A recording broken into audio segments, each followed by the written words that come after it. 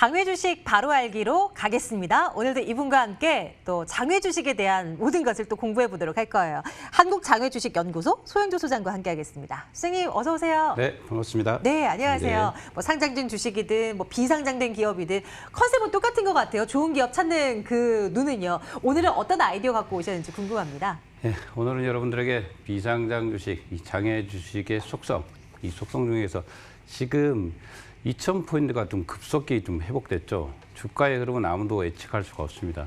뭐 실업자 지수라든가 경제 지수는 어떻게 되는지 모르겠습니다.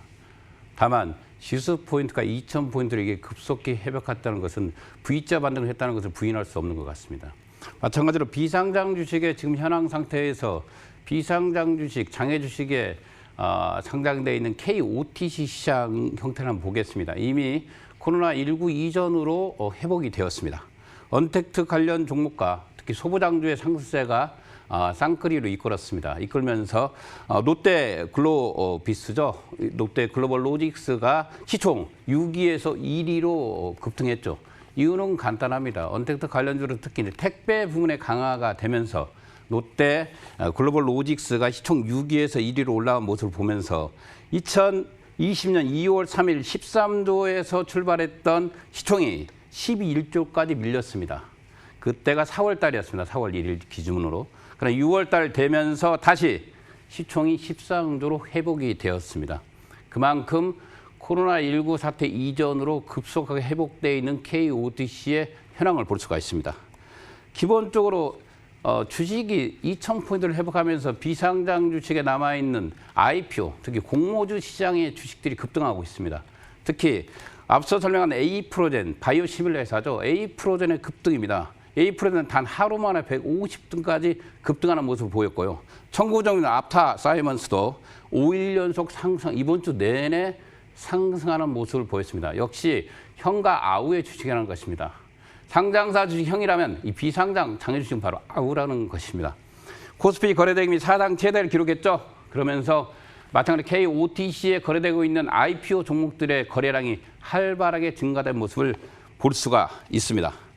그러나 한편은 우려를 좀 하고 있습니다. 경제가 주식을 이끌어야 되는데 반대로 주식이 경제를 이끄는 현황을 보여주고 있습니다. 특히 등치가 큰 기업들 있죠.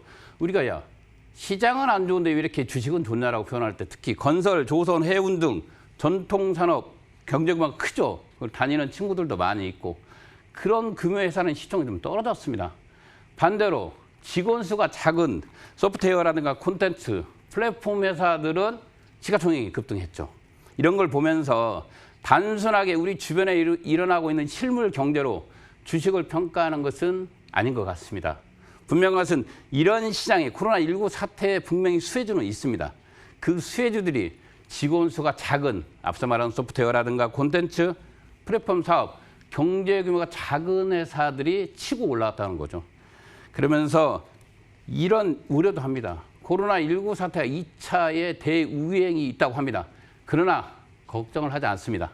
간단합니다. 한 번 당하지 않았습니까? 그에 대해서 준비를 했다는 것이죠. 준비를 했다는 것은 어느 정도 코로나19가 2차 대유행이 온다 하더라도 충분히 이길 수 있다는 자신감이 붙은 겁니다. 또한 각국에서 대규모로 얼마 전 저희 나라도 부양책을 발표했지만 각국의 대규모 부양책이 이 주식을 받들고 있는 것도 사실입니다. 그러나 이렇게 코로나19 사태 이후에 투자의 방향점은 분명히 바뀌었습니다. 현재적 가치의 투자 방향이 아니라 미래적 성장성 주식의 투자로 간다는 것. 그러면서 비상장 주식이 각광을 받고 있죠. 얼마 전 솔젠트가 3만 원을 돌파했습니다. 바이오 진단키트 회사인데 주가를 아무도 예측할 수가 없습니다. 요즘 공부하면서 느끼지만 실물 경제와 주식이 같이 간다고 생각하였습니다. 그러나 정반대로 갈 수 있다는 것을 알아야 할 것 같습니다. 오늘 비상장 주식, 장외 주식 여러분들에게 추천할 종목은 이커머스 시장에 있는 회사들입니다. 쿠팡, UMF, 티몬, 마켓컬리. 누구나 다 한 번쯤 들어봤을 종목입니다. 우리 이커머스는 무엇입니까? 전자상거래 업체지 않습니까? 실은 이런 회사들의 출발점은 2010년도입니다. 처음에 소설 커머스죠. 소설 커머스는 이 티켓몬 기본적으로 콘서트 구매를 공동 구매하거나 전기밥솥을 공동으로 사거나 공동구매 시장에서 출발한 소소커머스 시장이 이제는 전자상거래의 1, 2, 3등으로 달리고 있습니다. 기본적으로 쿠팡을 볼 때 이런 말을 했습니다. 쿠팡을 비교할 때는 항상 쿠팡, 이메프, 티몬을 비교를 했습니다. 그러나 3년 전부터, 불과 2018년 전부터는 바뀌었습니다. 이제는 쿠팡을 비교할 때는 이마트하고 비교를 합니다.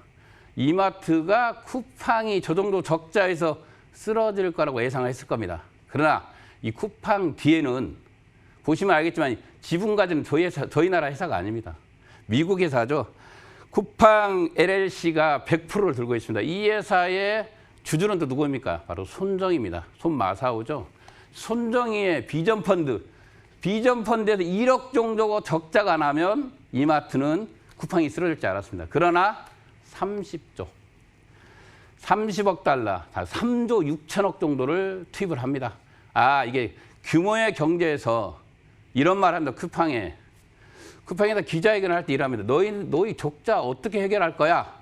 이런 말 합니다. 그랬을 때 저희 적자를 보지 마시고 저희 회사의 성장 속도를 보라. 매출을 보란 말을 합니다. 2018년도, 2019년도 연속 이런 말을 합니다. 역시 규모의 경제에서 쿠팡이 이마트를 앞질러 갔습니다. 이마트가 사상 최초로 2019년 4분기 적자를 기록했습니다. 2020년 1분기에 다시 적자에서 벗어났지만 게임이 안 됩니다. 이미 좀 늦게 출발한 느낌? 이마트가 일일 배송의 건수가 쿠팡이 20분의 1도 안 됩니다. 이런 상태에서는 쿠팡이 새롭게 한국의 아마존을 꿈꾸고 있는 건 사실입니다. 여러 쿠팡의 분석이 있습니다. 그러나 쿠팡이나 이런 티몬, 이런 기업들이 국내에 주식을 갖고 있는 게 아니라 해외에 있다는 것이 좀 안타까운 일이지만 자본주의 사회에서는 어쩔 수 없는 일 아니겠습니까? 앞에서 비교한 지분구조를 보겠습니다. 쿠팡, 미국입니다. 이메프도 유일하게 토종입니다. 우리가 잘 알고 있는 던전의 바이트 허민 대표, 이 허민 대표가 설립한 회사입니다. 유일하게 그래도 토종 전자상거래 업체로서 빅5 안에 들면서 선전을 하고 있습니다. 그다음에 티몬도 미국입니다. 지분의 구조를 봤을 때 이미 마켓컬리는 중국이 사갔죠. 그래서 국내 시장을 이끌고 있는 유일한 토종 지분을 갖고 있는 건 바로 이메프가 유일하다는 걸 보여주는 지분 구조입니다. 쿠팡과 티몬의 매출을 보시면 매년 보시면 2017년도 쿠팡이 2조, 18년도 4조, 19년도 7조입니다. 이게 매출액의 파이가 커지고 있는 모습 보이죠. 핵심은 적자 폭입니다. 2018년도 1조 1천억을 기록했던 것이 2019년도에 7천억입니다. 한 36%를 줄였습니다. 그러면 이 쿠팡 입장에서는 새로운 투자자를 확보할 수 있는 완벽한 기회를 또 잡았다는 거죠. 더더욱 등치를 키울 거라고 보고 있습니다. 티몬이 새롭게 나가고 있는 티몬하고 쿠팡하고 비교할 수 없습니다. 다만 티몬은 상장을 앞두고 있는 회사이기 때문에 이 자리에 같이 견적놓고 비교해 보았습니다. 그런데 이메프와 마켓컬리, 우리 이메프의 생존 전략은 무엇일까요? 가볍게. 이메프가 얼마 전에 MD를 한 1,000명 정도를 고용한다고 공고를 했습니다. 우리가 새벽별 배송이라든가 샛별 배송이라고 합니다. 마켓컬리에. 또는 로켓 배송 이런 것을 포기했죠. 포기하고 최저가 어떤 상품의 특정 상품에 대한 최저가 전략으로서 치고 들어가는 이메프 전략이 과연 먹힐까 궁금합니다. 그리고 얼마 전에 네오플에서 자본 확장 한 1조 정도 넘게 넥슨이 현재 현금을 갖고 있습니다. 이메프와 협업할 가능성이 높기 때문에 이메프의 주가 현황을 관심 있게 볼 필요가 있습니다. 마지막으로 마켓컬리. 마켓컬리는 강남이라든가 서초, 송파, 용산 잘 사는 동네에 들어갔던 애들입니다. 특히 이 여자분이 CEO인데 대단한 실력, 대단한 마켓 실력을 갖고 있죠. 상당히 우리가 마켓컬리의 작품을 받아보면 상당히 고급스럽습니다. 고급스럽고 이쁩니다. 이쁘기 때문에 시끄는데도 제품이 상당히 좀 고가입니다. 고가임이 생기는데 이 마켓컬리의 가장 큰 성공 바로 샛별병송입니다. 국내 최초입니다. 오후 11시까지 시킨 제품이 오전 7시 이전에 도착하는 이 배송은 마켓컬리가 처음으로 시작했습니다. 대단한 마케팅 아닙니까? 또한 100% 직구입. 본인이 직접 구매하는 것도 마켓컬리가 최초입니다. 어떻게 이렇게 등치가 작은 회사가 이렇게 살아남을 수 있을까? 그것을 보여주는 사례가 마켓컬리의 작전인 것 같습니다. 국내에서 마지막으로 여러분들에게 지금 티몬을 앞서 말했지만 유일하게 상장될 수 있는 종목이 티몬이기 때문에 앞서 말한 쿠팡 너무 좋죠. 쿠팡도 좋고 다 좋은 회사인데 티몬이 국내 주관사를 선정했다는 것은 이미 상장을 준비하고 있다는 거죠. 티몬이 실은 소셜 커머스 이 세 개의 회사, 앞서 비교한 세 개의 회사 중 가장 먼저 출범한 회사입니다. 이 티켓 구매, 특히 콘서트 티켓 구매에 아주 강했죠. 티몬 10년 전으로 2010년도로 한번 생각해 보십시오. 이 소셜 커머스의 최초의 회사가 바로 이게 티몬이었습니다. 근데 이 티몬이 여러 가지 최초를 기록하고 있습니다. 소셜 커머스 전자상거래업체 최초로 흑자를 기록했습니다. 이 최초라는 타이틀을 달고 있는데 흑자를 기록했다는 것은 그만큼 마케팅 비용을 줄였다는 의미가 되겠고 또 판매자에게 그 비중을 가중시키다는 의미도 되겠습니다.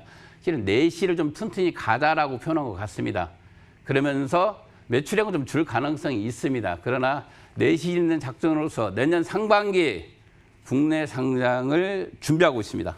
준비하고 있기 때문에 우리가 소셜 커머스 시장에 대해서 특히 이커머스 시장으로 넘어오면서 전자상거래 업체는 이제 필수가 되었습니다.